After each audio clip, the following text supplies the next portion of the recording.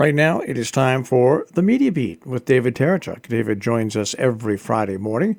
Of course, you can find David at his own website, themediabeat.us. He's also a PBS television correspondent reporting on ethics and belief. Good morning, Dave. Well, hello there. Good to be with you. It's nice to have you with us this morning once again. And, I haven't watched it. I haven't watched a bit of it, I have to say, because I don't like sitting there screaming at the TV, so I've stayed away from it. But the impeachment... I wonder what it is that you're staying away from. The impeachment... You're talking about the impeachment trial hearing?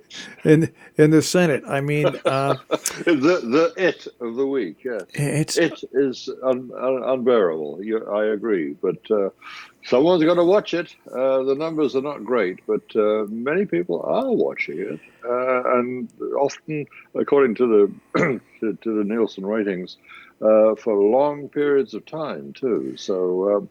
it cuts against the grain of our modern culture, I have to say. It challenges the short attention span that so many of us have been afflicted by because of the nature of communications as they've developed over the last 2 decades. Well, it's just that unlike other impeachment hearings, when you have the Republican leader in the Senate, the majority say that they're going to work their darndest to work with the White House. Well, impartial jurors they are not. Yes, you could have the Democrats present a most perfect case coming out of the Congress, and it's just not going to move. Now, I could be wrong. Maybe they'll get 4 senators to allow witnesses, but I seriously doubt that. We're dealing with a whole different political animal now here, and it's not only in Washington. It seems to be a worldwide phenomenon. They're just in sides that are just not in any way, shape, or form try to cooperate with one another on even the slightest things. Yeah, and broadening the context in a different direction too, going back historically, just within the United States. It's worth remembering, of course, that we make a big hullabaloo about this being the third impeachment, only the third impeachment of a U.S. president in history ever, and not President Nixon in the 1970s, coming close to impeachment, but only escaping it by resigning. But the point is that it's a low number, and this is a unique, almost unique occasion. But the other point to remember about impeachment of other presidents is that none of them have been found guilty and acquitted. Found guilty and removed from office. They've all been narrowly acquitted, and narrowly or not, it's almost a foregone conclusion that this president will be acquitted too. Yeah, but I think when you look at it, though, and the one thing about the so-called stain of impeachment, it does still exist, because even though the ones that were acquitted, they're forever linked. Impeachment is forever linked with their names. And, of course, with Richard Nixon, the resignation is forever linked with his name. So the impeachment process, whether or not you get the conviction in the Senate or not, obviously is a way to fight back and show the President of the United States that there is an independent power. Working. Sure, everyone in the media is so insistent on reminding us every day or every hour that this is not so much a legal process as a political process, and that applies to the state of the verdict. Of course, I mean you're right. It's legally it's an acquittal, but the stain has already been applied. But then you're dealing also with a Teflon Don, Donald J. Trump. And stains don't seem to matter too much to him. No, I want to step out of Washington for a second and go to a very big story that is growing and growing and growing, and that is what started in China, in one province, the what is it? The coronavirus is what they're calling. That is a story. Corona, yeah. Yeah, that is a story that has yet to really reach this country. Even though there's one person that was confirmed in this country, this is going to turn into another one of these really big stories. Very likely, unless it's contained, and notoriously difficult it is to contain epidemics. The World Health Organization, with whom I worked for a bit when I was a UN guy, media person, and the WHO is doing something very different this time in terms of public relations. They are assessing favorably and praising China's efforts to contain this epidemic in a way that they're in a way quite opposite to how they reacted to China's performance over their previous medical troubles, epidemics like SARS and such like have traditionally been dealt with in China with great secrecy. And that's very much not the case this time. It's remarkable to see how, in terms of media management and the like, for their own national audience, internally, domestically, the Chinese authorities have been very clear and very open, and the same goes for their international relations too. They've been very cooperative with the WHO, and it's possible that while it may not be contained, the effect of this epidemic might be limited compared with what we've seen before.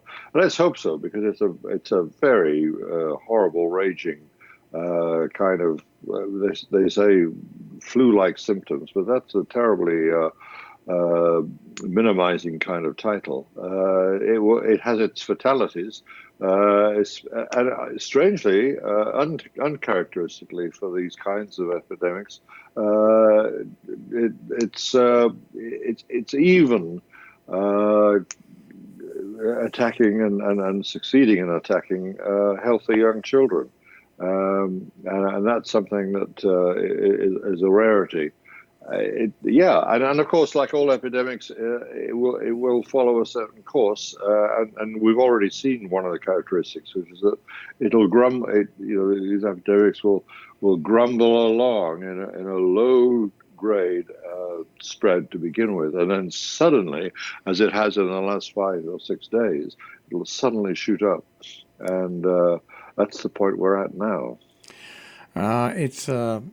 I want to move on to Brexit, okay? Because, as you never seem to leave Brexit. I know. It's it weighs on our minds a lot, and it needs to, because it's an important change in world rankings. I mean, it's all too easy to, especially sitting in the United States, to dismiss the importance of this as some kind of internal European wrangle. But of course, it has enormous implications for the world trade economy, especially. So anyways, it's going to go forward now. That question was answered by the election, but now it's going to go forward. But this is now the real negotiating begins, right? That when they break off, how clean and how firm of a break off it is. Absolutely, yep. January the 31st is the official day of Britain being released from membership. But what relationship are they going to have with Europe? And consequently with the rest of the world. America is, Trump's America especially, the officials of this administration are very eager to negotiate an independent, a one-on-one relationship with the UK. And that's worrying a lot of people in Britain. One of the things especially that they're worried about is that the vaunted National Health Service, what is decried here as socialized medicine, but something that the British public as a whole, and crossing all party boundaries, are very fond of, the National Health Service, is likely to be a battleground American business and of course the Commerce Department of the United States, which will be mainly in charge of negotiating with the British government, are determined to take advantage of the fact that Britain wants a one-on-one deal with the United States, and pharmaceutical companies are just itching to get hold of this huge market in Britain and have a free rein through it, whereas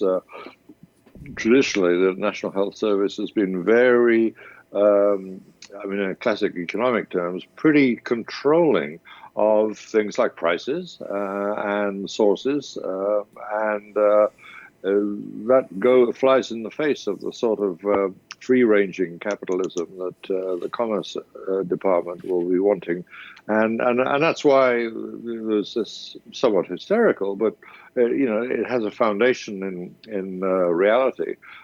Hysterical treatment in the British media of or some of the British media about how the Americans are going to take over our precious National Health Service in Britain. So it's going to be a very emotional scene as well as a sort of fairly bitter commercial contest going on.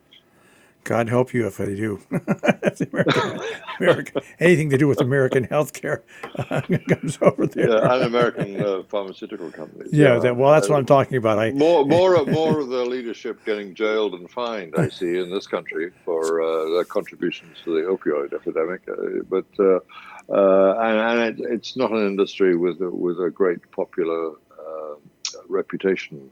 Not that it ever did have, really. Except for now and again when they had resounding successes in miracle drugs. But otherwise, I think it's an industry that people don't have a very positive view about. Another look I want to take in the streets of Baghdad this morning. There's close to 1 million people, and yes, there is militia there. It's not just normal people. There are 3 or 4 different militia groups that are also marching there as well. But one of the unintended consequences, once again, of that assassination was this demonstration now is totally anti-American. It has nothing to do anymore with the plane that was brought down by Iranian missiles. But here's what also has happened. A lot of people didn't realize that for about 6 or 7 months, there were a lot of protests from young people, and they wanted the overhaul of the Iraqi government.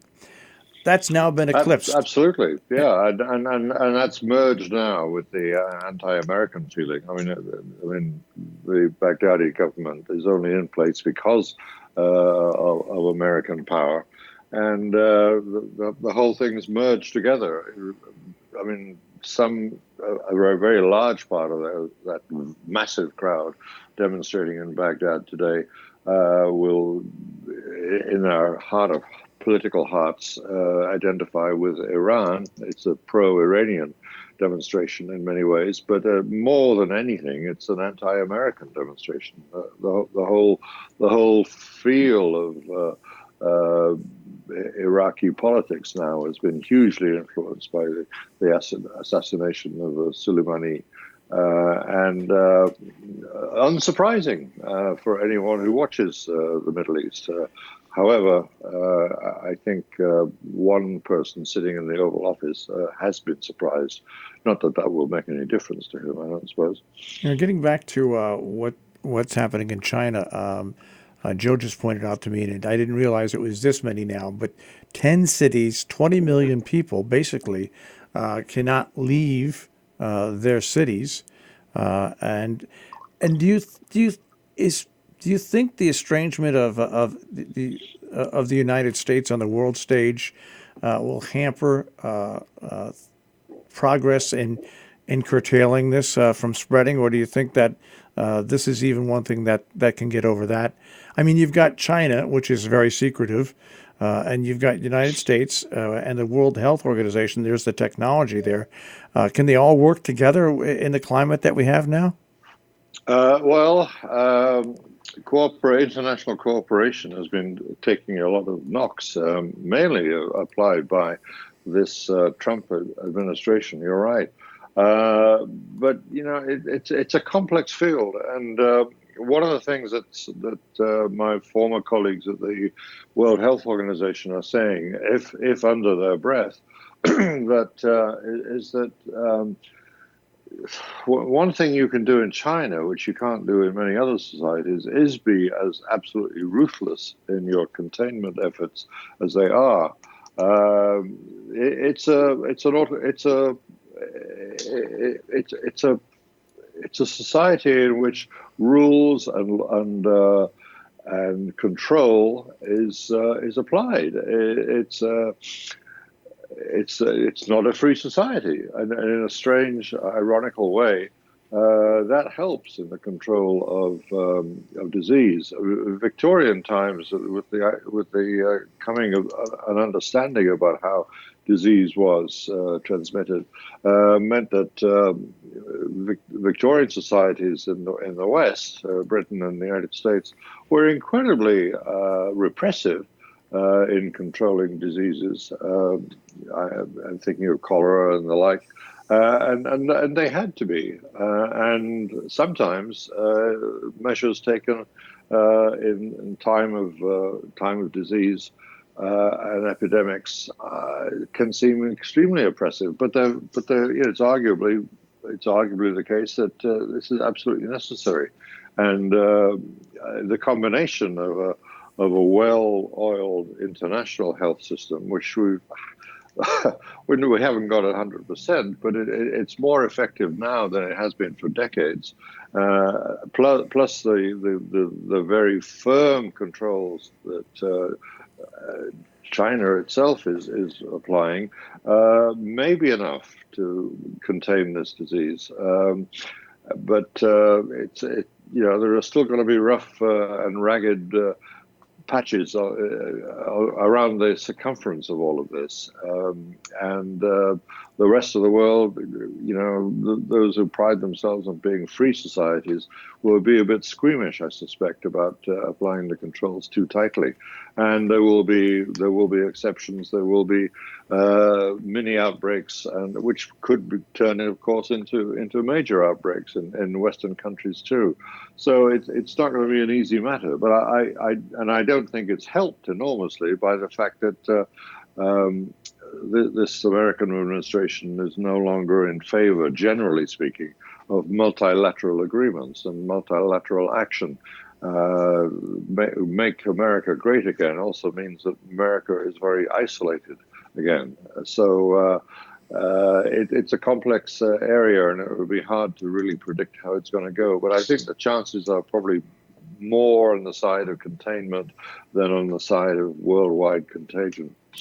I'm going to bring up something now, which I don't know if you, as a kid growing up, I was born in 1952.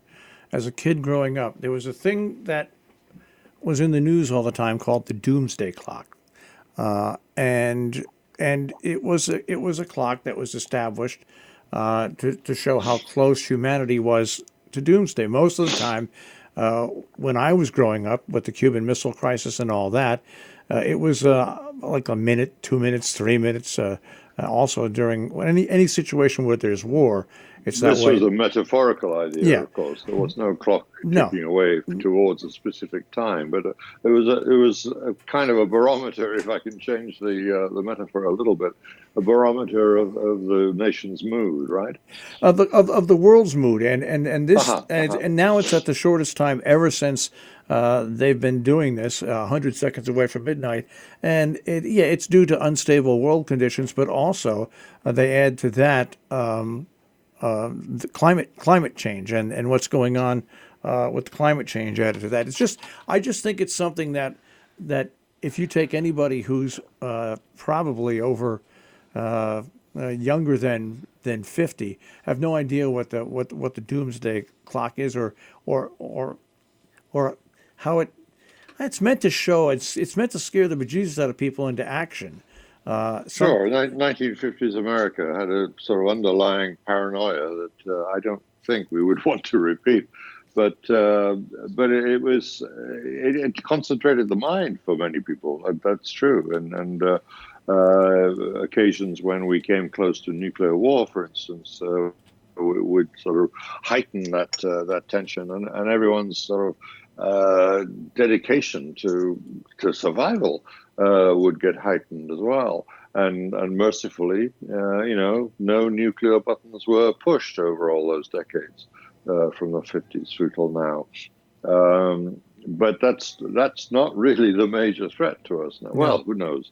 But the global warming threat, which has also been predicted for a long time, perhaps not as long as the Doomsday Clock was in existence, but certainly, again, from my United Nations work, I recall, and only yesterday I was with a colleague who dates back even further than me in the United Nations organization, and the part of it that he was concerned with was the population growth.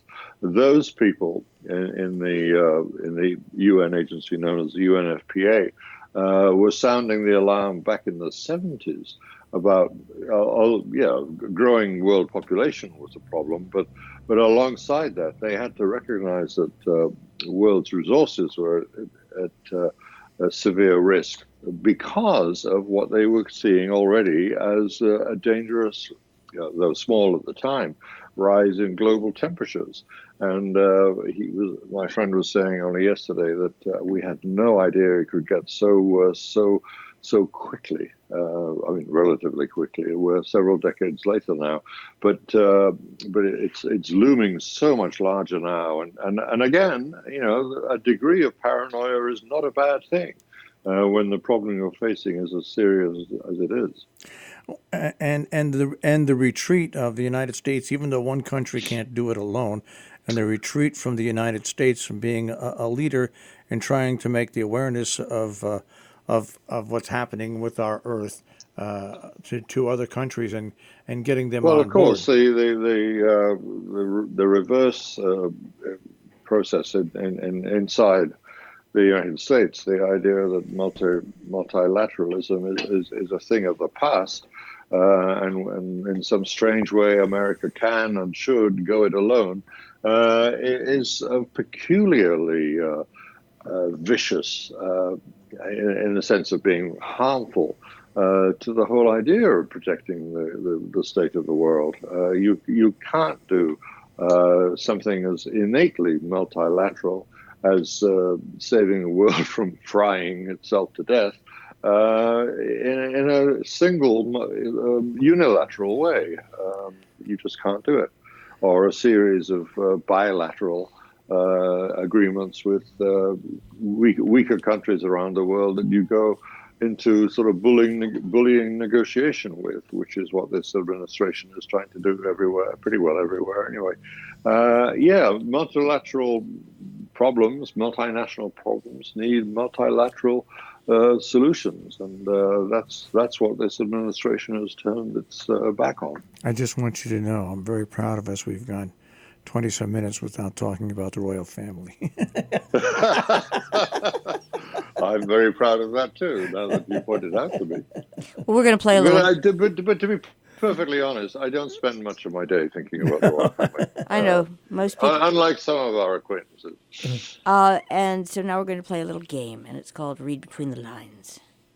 Ah. All right? I invented it. I invented it watching this week. Sounds like a good game to me. Okay. So, a couple years ago, and I mentioned this to Marshall yesterday, because I can't get over it. A couple years ago, when Prince Bonesaw got busy, there was a rumor that the Saudis had hacked Jeff Bezos's phone, which essentially cost him, forget the Washington Post, cost him several $1 billion in a divorce proceeding, because that was that's what really happened. Now, no, nothing like that. Well, give us the lines we got to read between here. Because here we are, UN investigating Saudi phone hack. What else? It's like, here we are 2 years on, and guess what? That very thing that was dismissed out of hand turns out to be a factor Oh, yeah, sure. Oh, yeah, sure. So, okay, Mr. Media. Okay, Mr. Media. So everyone's like, oh, let's look over here. Let's deal with this sort of, oh, how could this have happened? Well, the point is, Chinese been hacking technology off of phones and stuff like that for years. For years. But the between the lines, it's like I haven't quite worked out the. They keep their killings within the country, though. I know, On the whole, uh-huh. But what's but I'm sorry. But what's really striking? What's really striking about this news quote universe is how, depending on where you go, you can. It's now like going to a restaurant. Do you want Italian? I'm not meaning literally. It's like, what kind of food do you want? Do you want some sort of Asian fusion? And then you just go get the news that you want to go with your hunger of the day. It does nothing to inform anybody, and it's making me nuts. Well, I'm not surprised. What we hanker after for is a consensus about what's important, and more importantly, a consensus on what is true. How about that? But unfortunately, we're living in a world where you get your news tailored to your taste, and that's what we're living with now. But what's frustrating? If we want the truth, we have to be even more vigilant than in the past and go out deliberately to find it. Yeah, but it's not going to come neatly packaged to us anymore. No, but the frustrating by mainstream deliverers of these packages that we get every day. That's what I mean. I guess the frustration is when it does come out, it's denied. No, this never happened. You must be insane for thinking this. And then yeah, sure. And of course, a denial is enough for so many. Yeah. Denials work very well with lazy journalists. That's the truth of the matter.